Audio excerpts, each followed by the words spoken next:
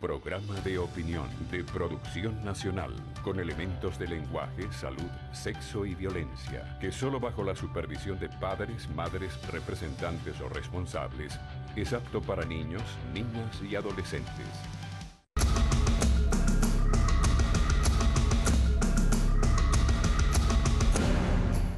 Con los buenos días voy a conversar con Juan Pablo Guanipa, él es diputado de la Asamblea Nacional por el partido Primero Justicia, del cual es coordinador en el Estado Zulia, ¿no? Exactamente. Bueno, Juan Pablo, vamos a hablar de lo que pasó el domingo en el Zulia. ¿Cómo estuvo la votación de ustedes y la del otro sector, la del gobierno? Mira, en el Zulia pasó lo que la gente quiere que pase en toda Venezuela. La gente quiere democracia, la gente quiere libertad, la gente quiere participar en un proceso y tomar las decisiones en función del futuro del país. La gente quiere que se cumpla la Constitución, la gente quiere que pueda el pueblo ejercer su soberanía. Y para eso no es que dice Maduro que tiene la constituyente, pues. Una constituyente en contra del pueblo no puede ser para el ejercicio de la soberanía. Una constituyente que no ha sido convocada por el pueblo y cuyas bases comerciales tampoco han sido consultadas con el pueblo, no puede ser una constituyente para lograr la paz, la unidad ni nada. Todos sabemos que el interés de Maduro y de su gente en hacer una constituyente es para tratar de gobernar el país cambiando la constitución en función de gobernar siendo minoría. Y eso no existe. La democracia es el gobierno de las mayorías con respeto a las minorías. Pero y eso lo tienen que entender quienes son minorías. Ellos dicen que son mayoría porque oí a Jorge Rodríguez diciendo que los votos fueron para allá, no para acá. Mira, uno cuando ve ese tipo de declaraciones, lo que tiene que decir es que el pueblo no es tonto. Y ese cinismo político no se puede utilizar en un país donde hay tantos medios de comunicación y tantas redes sociales que hacen ver lo que está pasando. Lo que vivimos el domingo en el Zulia y en toda Venezuela fue una impresionante manifestación de millones de personas que quieren que haya una solución pacífica al conflicto del país. Nos negaron 5 elecciones, Carlos. La elección del referendo revocatorio, la presidencial que debió hacerse porque sin duda Maduro hubiera sido revocado, la de gobernador, la de la convocatoria de la constituyente, la de la aprobación de las bases comerciales. Nosotros decidimos hacer una con el aval de la Asamblea Nacional y con el aval de la Constitución venezolana. ¿Y cuál fue el resultado? Una manifestación impresionante, creo que de las más importantes que se han hecho en todo el mundo, de desobediencia civil en contra de un gobierno convertido en dictadura. Ahora, Rodríguez hablaba de un señor que votó 27 veces, ese es un mago, ¿no? Que votó 27 veces. Ellos inventarán cualquier fábula. Ellos inventarán cualquier fábula. ¿En cuántas horas se necesita para votar 27 veces o 17? Sí, te pregunto. Definitivamente, eso es imposible. No, te pregunto a ti. No, no lo sé. ¿Tú qué sabes cómo se vota? No sé, mira, lo que pasa es que cada ladrón juega... Tú votas una sola vez, ¿no? Una sola vez, y cada ladrón juega por su condición. Ellos están acostumbrados al fraude, están acostumbrados a la trampa, y entonces piensan que los demás actúan igual. Ahora, ojalá ellos tuvieran la participación ciudadana que hubo ese domingo, la organización comunitaria, la sociedad civil, no solo los partidos políticos, fundamentalmente la sociedad civil, las organizaciones de resistencia, los comités por el rescate de la democracia, todo el mundo alineado, organizado, echándole pichón a un trabajo para lograr... ¿En cuánto tiempo organizaron ustedes eso? En 15 días. ¿Con qué recursos? En 15 días, sin recursos. Los recursos los proveía la misma gente en cada punto soberano. La gente se reunió, se organizó. Gracias a Dios ya veníamos organizados en los comités por el rescate de la democracia, que son organizaciones que funcionan en cada barrio, en cada urbanización, en cada conjunto residencial. Ellos organizan la protesta. ¿Cómo estuvo la votación del sector que se dice menos favorecido, en el caso de los barrios de Maracaibo? Mira, nosotros recorrimos 24 puntos ese día. Estuvimos... 24 puntos. Yo creo que tú andabas votando, ¿no? En moto. Andaba en moto. En moto. Y recorrimos 24 puntos. El otro recorrió 27. Sí, el otro recorrió 27. Estuvimos en distintos puntos de Maracaibo. Nos fuimos al oeste de Maracaibo, que es la zona más desprotegida de la ciudad. Estuvimos en San Francisco, donde decía el alcalde que no permitiría que realizáramos esa actividad. En San Francisco hubo 16 puntos y realmente una impresionante y masiva participación sin ningún evento que lamentar. En el Zulia no hubo conflictos, no hubo violencia, nos permitieron hacer lo que debe hacer cualquier gobierno. Nos permitieron hacer esa actividad porque ellos estaban concentrados en la de ellos y la de ellos fue una actividad muy poco concurrida. ¿Cuántos votos, como diría alguien, le metieron por el muche? Por el muche, por la mut, ¿no? Sí, en el Zulia fueron más de 900.000. ¿Sí? Fue el estado con mayor participación en este proceso, seguido de Miranda, y bueno, se refleja que el Zulia es un estado totalmente comprometido con este anhelo de cambio que tiene el pueblo de toda Venezuela. Ahora, la gente le pregunta, ¿después del domingo qué? Después del domingo yo diría que 3 cursos de acción fundamentales. Uno de ellos es profundizar la protesta en la calle, intensificar la protesta. En segundo lugar, hay un mandato para la Asamblea Nacional en cuanto a la elección de autoridades de los distintos poderes públicos, convocatoria de elecciones, constitución de un gobierno de unidad nacional. Todo eso tiene que desarrollarse desde la Asamblea. Y en tercer lugar... Pero para un gobierno de unidad nacional tienen que haber dos partes, ¿no?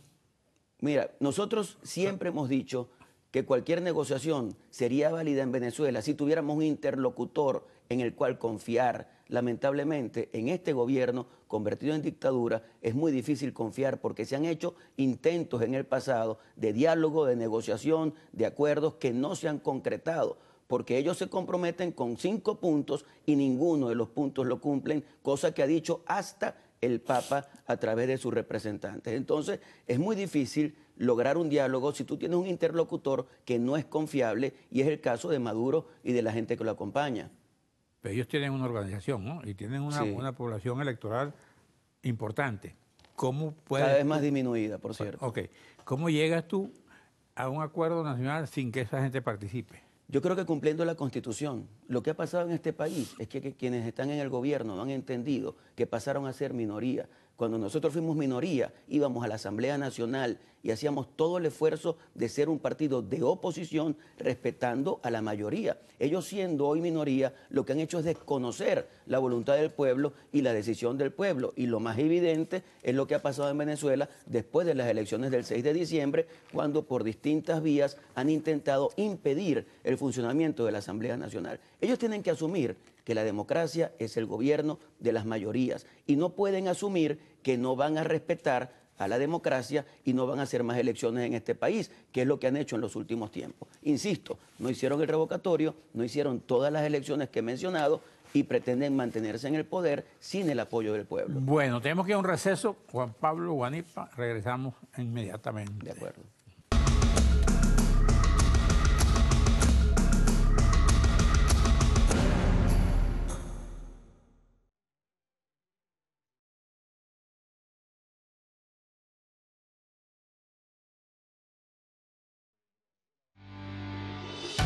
Estás viendo Regiones.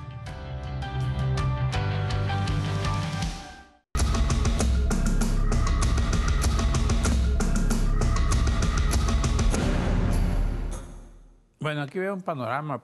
Oficialistas en el Zulia participaron en el simulacro de la ANC y habla de fotos. Dice aquí, el chavismo salió a las calles. Entonces tú dices que no salió. Yo no los vi. Tengo la información de algunos puntos que eran mediáticos. Ellos, algunos puntos fueron donde convocaron a los medios y allí, en vez de hacer un simulacro, hacían una asamblea. Pero como te digo, recorrí 24 puntos de todo el estado Zulia. Pasé por algunos, muy pocos puntos de ellos, porque no se veían puntos de ellos y estaban realmente con muy poca participación. Yo creo que el público que ha sido chavista tradicionalmente está negado a participar en una asamblea constituyente. Solo participan en sus actividades los que van obligados porque tienen algún beneficio del gobierno, estas cajas llamadas CLAP, o porque tienen algún cargo público y los obligan a ir hasta uniformados a esas actividades. Lo más importante para un gobierno es el apoyo de un pueblo. Ellos lo perdieron. A esta altura del proceso, ¿tú crees, como político que eres, veterano político de la Guanipera del Zulia, ¿tú crees que va a haber esa constituyente? Mira, nosotros vamos a hacer todo lo posible para que no se dé. Y vamos a hacer todo lo posible exigiéndole al gobierno que tenga un poco de sensatez. El domingo, casi 8 millones de venezolanos salieron a la calle. En 15 días organizamos esta actividad. La participación fue masiva, con dificultades de los medios de comunicación, con dificultades en materia de propaganda, con dificultades logísticas, y la gente salió y participó. Ellos tienen que entender que hay una realidad y en función de esa realidad actuar. Suponte que con todo eso que ustedes dicen, con todos los factores en contra, decían, sí, vamos a la constituyente. ¿Cuál es la posición de ustedes? La posición de nosotros es negarnos a esa constituyente. Nosotros no vamos a respetar... ¿Cómo van a impedir que voten, por ejemplo, y que les digan, ganaron esto? Porque el CNE parece que ya tiene el contagio de lo que hubo el domingo para el otro lado. Carlos, pase lo que pase, el día 30 de julio, se dé o no se dé ese fraude constituyente, el pueblo está en la calle y el pueblo está decidido a mantenerse en la calle hasta que haya una solución pacífica, constitucional, electoral a la crisis que vive el país. No puede pretender el gobierno devenido en dictadura que van a hacer lo que les dé la gana para imponernos una constituyente y decir que el país cambia su forma de hacer república, cambia su forma de ver el Estado, cambia su forma de ver la propiedad o de ver el voto. Eso no lo podemos permitir. Eso es como si estuvieran destruyendo tu casa y tú estuvieras en uno de los cuartos con un televisor prendido cambiando los canales. Nosotros no podemos actuar como personas que no se dan cuenta de la realidad del país. Estamos dispuestos a salir a la calle, a hacer todo lo que tengamos que hacer en el marco de la democracia, del respeto a la Constitución, para hacer valer la soberanía del pueblo de Venezuela. Tú hablas de un acuerdo electoral y pacífico, ¿no? ¿Cómo es ese acuerdo? Cumplir la Constitución. Sin Maduro. Cumplir la Constitución, pero si es que es tan sencillo, la Constitución plantea todas las posibilidades. Nosotros fuimos por la vía constitucional cuando planteamos un referendo revocatorio. A un acuerdo. ¿Por qué no retomamos el revocatorio, por ejemplo? Me parece que es algo válido. El país está en una crisis, profunda crisis. El revocatorio es un derecho del pueblo. ¿Por qué negarlo? O sea, yo soy demócrata cuando gano elecciones y cuando pierdo, arrebato y no hay más elecciones. Eso no es aceptable. Ok, si ustedes se sentaran en una mesa y le dijeran, bueno, aquí hay acuerdo, pero Maduro sigue, ¿qué pasa? Vamos a una elección, vamos a revisar todo lo que es... ¿Hay tiempo para esa elección? Claro, cuando las próximas son el 18. Pero mira, si es que en 30 días, o aquí hubo vacante absoluta del presidente de la República, y en 30 días se hicieron las elecciones. Tú me decías que Arias Carne dio una declaración en un medio internacional donde estaba proponiendo un acuerdo ya.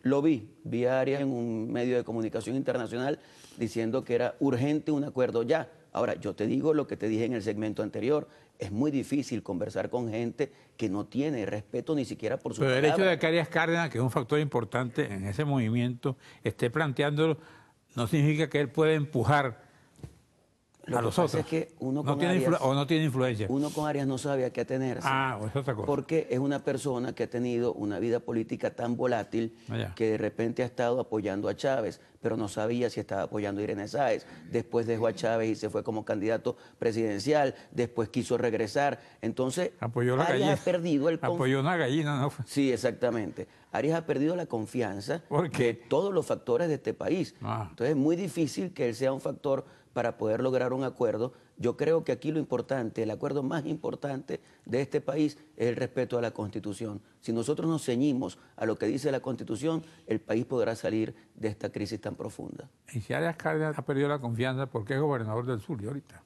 En un momento determinado ganó una elección apoyado por el presidente Chávez y ya su periodo terminó, no quiso. Él fue de los factores que influyó en el alto gobierno para que no hicieran elecciones de gobernación. De hecho, cuando deciden no ir por el referendo revocatorio, los gobernadores dijeron, bueno, pero tampoco vamos entonces por elecciones de gobernador. Y esa es la decisión de un gobierno que no acepta las reglas de juego. Uno de los problemas más importantes de este país es la pérdida de institucionalidad.